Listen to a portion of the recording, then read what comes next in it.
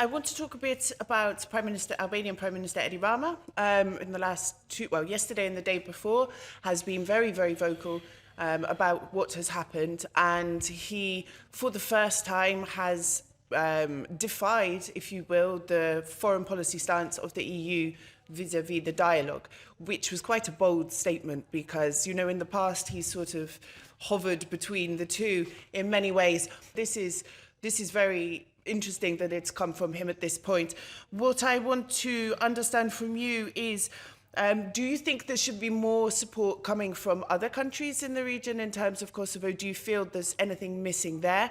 And as Rama mentioned yesterday, maybe the dialogue should be sort of upgraded to a more regional sort of conference with a peace theme to it. Do you think this is something that Kosovo would consider as well?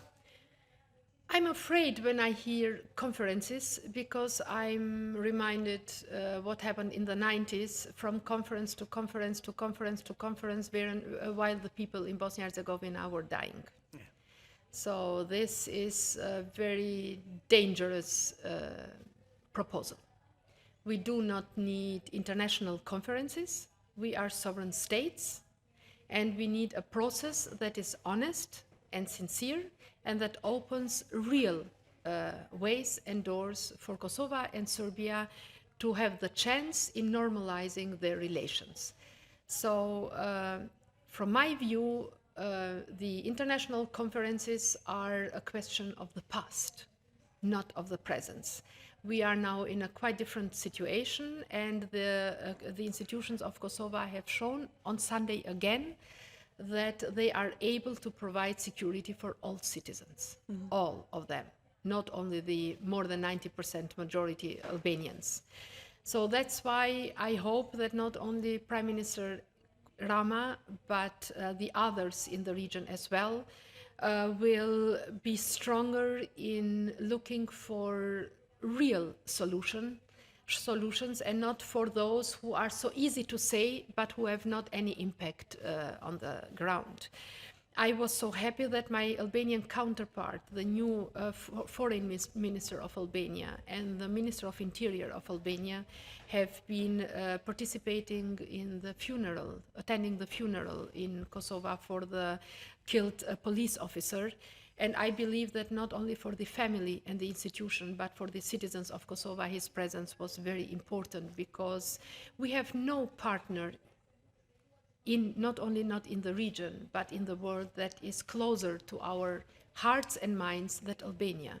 And the cooperation in the region, yes, but we have mechanisms for the cooperation in the region. We have the process of common regional market. We have different processes where we have tried all these years to let aside the bilateral problems with Serbia, so that while we are solving them in a different process in Brussels, we do not stop the regional cooperation. But even there, Serbia did not use one single opportunity to stop and to block these processes, and Kosovo in these processes.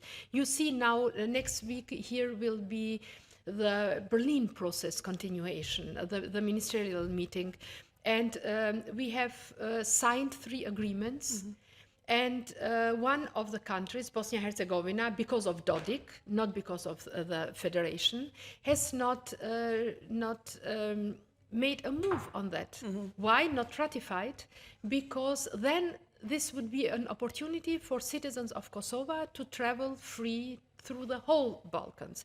So while Serbia has engaged with Kosovo last year in allowing to our citizens on both sides to travel with ID cards, now the way through Dodik has been used to block.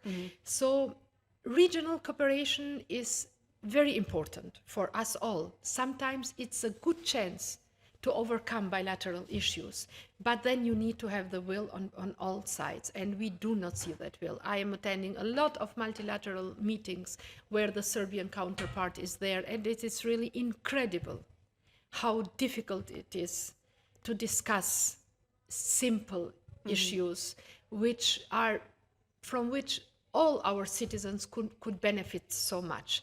So again, I do not want to misuse this Sunday, but we want to show that this is a point where everybody that wants to see what is happening in our region has a clear picture, not only for Kosovo, but for the whole region. Donika, thank you very much. I thank you.